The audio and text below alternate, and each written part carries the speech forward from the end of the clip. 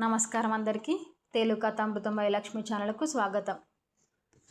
ఈరోజు కథ friendship day సందర్భంగా ఒక మంచి కథ, స్నేహం విలువ.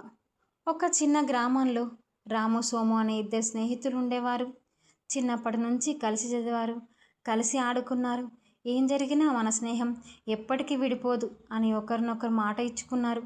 కొన్ని సంవత్సరాల తర్వాత ఇద్దరు ఉద్యోగాల కోసం వేరువేరు పట్టణాలకు వెళ్ళారు. కాలక్రమేణా మాట్లాడుకోవడం తగ్గిపోయింది. ఒకరోజు రాముకు పెద్ద ప్రమాదం జరిగింది. అతను ఆసుపత్రిలో చేరాడు.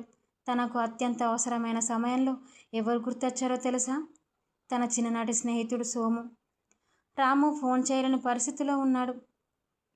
కానీ ఆ విషయం తెలిసిన వెంటనే సోము వందల కిలోమీటర్లు ప్రయాణించి ఆసుపత్రికి చేరుకున్నాడు. రామును చూసి అతని కళ్ళలో నీళ్లు వచ్చాయి.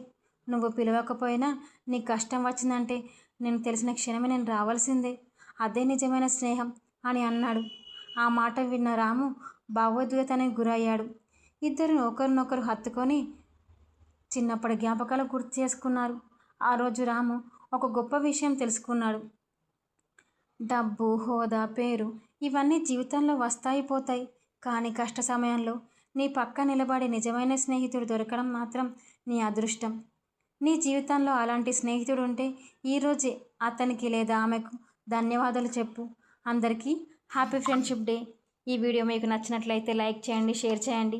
మరిన్ని తెలుగు కథల కోసం తెలుగు కథ అమృతం బై లక్ష్మి ఛానల్ను సబ్స్క్రైబ్ చేసుకోండి.